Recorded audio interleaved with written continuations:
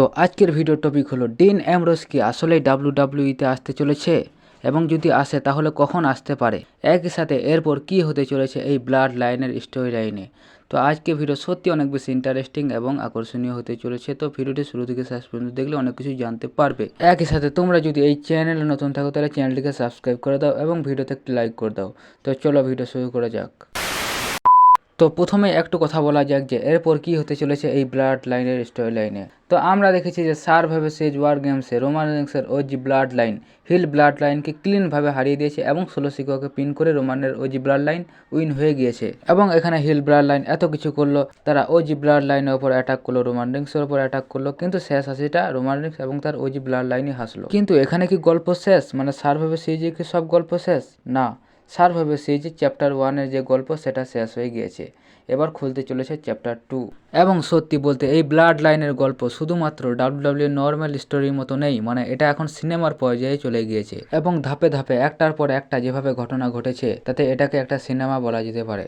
তো সেই সিনেমার চ্যাপ্টার 1 অলরেডি শেষ হয়ে গিয়েছে সার্ভাইভার সিরিজ ওয়ার গেমসে।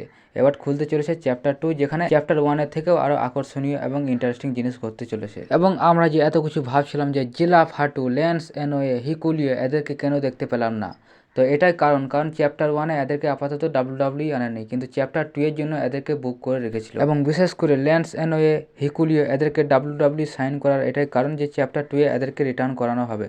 এবং দেখা গেল জিলা ফাটুকেও ডাব্লিউডাব্লিউ সাইন করে নিল এবং চ্যাপ্টার 2-এ এই গল্পে তাকে ইনভলভ করে দিল। এবং একই সাথে আমরা চ্যাপ্টার 2-এ অনেক বড় একটা রোল দেখতে পাবো ফাইনাল বস দ্য রকের। এবং যারা ভাবছিল যে সার্ভাইভার সিরিজ ওয়ার গেমসে রক কেন হলো না, তো দেখুন ডাব্লিউডাব্লিউ ব্লাড লাইনের গল্পকে একে অনেক স্পিডে টেনে দিয়েছিল। এবং আমরা যেমন ওজি ব্লাড লাইনকে 1 থেকে 2 মাসের মতো সময় লেগেছিল ভাঙতে দেখতে, কিন্তু এটি গড়তে সময় লাগলো কত না 1 থেকে 2 সপ্তাহ বা 3 সপ্তাহ। এবং এটির কারণ ছিল সামনে যেহেতু ওয়ার গেমসে ম্যাচ ছিল, তাই একটু স্পিডে ডাব্লিউডাব্লিউ এটাকে করে দিয়েছিল। তো এবার একটু ধীরে ধীরে চলবে এই ব্লাড লাইনের গল্প। তো সেই জন্য এখানে রককে এনে ডাব্লিউডাব্লিউ আর স্পিডে করতে চায়নি। তো সেই জন্য আমরা রকের রিটার্ন একটু দেরিতেই দেখতে পাবো এবং এই ব্লাড লাইনের গল্প ধীরে ধীরে প্রোগ্রেস হবে। তো এবার একটু কথা বলা যায় যে রোমান রিন্স এবং সিএম পাঙ্ককে নিয়ে, মানে এদের মধ্যে কি ভবিষ্যতে কোনো ম্যাচ হতে চলেছে? তো ডাব্লিউডাব্লিউ সিএম পাঙ্ক এবং রোমান রিন্সের মধ্যে যে ঝামেলার যে ভিডিওটা আপলোড করেছিল, তো সেটা 24 ঘন্টার মধ্যে 100 মিলিয়ন ভিউজ ক্রস করে গিয়েছে। তো সংখ্যাটা দেখো 100 মিলিয়ন, তো এটা কোনো মুখের কথা নয়। এর মানে হলো ফ্যান্সরা অনেক বেশি ইন্টারেস্ট রয়েছে সিএম পাঙ্ক এবং রোমান রিন্সের মধ্যে স্টোরি লাইন দেখার জন্য। এবং ডাব্লিউডাব্লিউ বেশ কিছু টিজ করেছে যে সিএম পাঙ্ক এবং রোমান রিন্সের মধ্যে ভবিষ্যতে স্টোরি লাইন চলতে পারে। যেমন স্ম্যাকডাউনে রোমান রিন্স বলেছিল যে পল হেমন শুধু আমার ওয়াইসম্যান, কিন্তু সিএম পাঙ্ক বলেছিল যে পল হেমন শুধু তোর ওয়াইসম্যান নয়, সে আমারও ওয়াইসম্যান।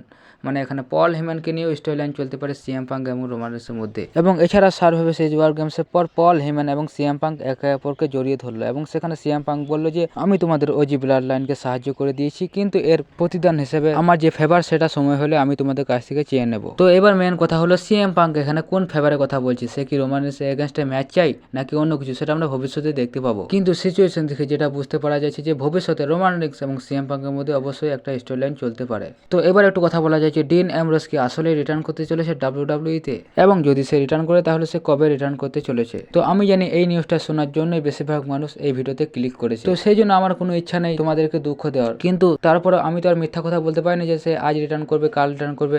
যেটা সত্যি সেটাই বলছি যে ডিন অ্যামব্রোসের এখন আপাতত কোনো চান্স নেই যে সে ডাব্লিউডাব্লিউইতে আসবে, কারণ অল এলিট রেসলিং এর সাথে ডিন অ্যামব্রোসের 2027 সাল পর্যন্ত চুক্তি রয়েছে এবং এই চুক্তি চলাকালীন সে কখনোই এইডাব্লিউ ছেড়ে ডাব্লিউডাব্লিউইতে আসতে পারবে না। কিন্তু হ্যাঁ, এইডাব্লিউর সাথে যখন তার চুক্তি শেষ হয়ে যাবে তখন যদি ডাব্লিউডাব্লিউ তাকে ভালো চুক্তি অফার করে তাহলে সে এইডাব্লিউ ছেড়ে অবশ্যই ডাব্লিউডাব্লিউতে আসবে। তো যাই হোক, সেটা আমরা ভবিষ্যতে দেখতে পাবো। কিন্তু আজকে ভিডিওটা এখানে শেষ করছি। ভিডিওটি ভালো লাগে তোমাদের কাছে রিকোয়েস্ট, প্লিজ চ্যানেলটিকে সাবস্ক্রাইব করে দাও এবং ভিডিওতে একটু লাইক করে দাও। তো দেখা হচ্ছে পরে ভিডিওতে। Tata, good bye.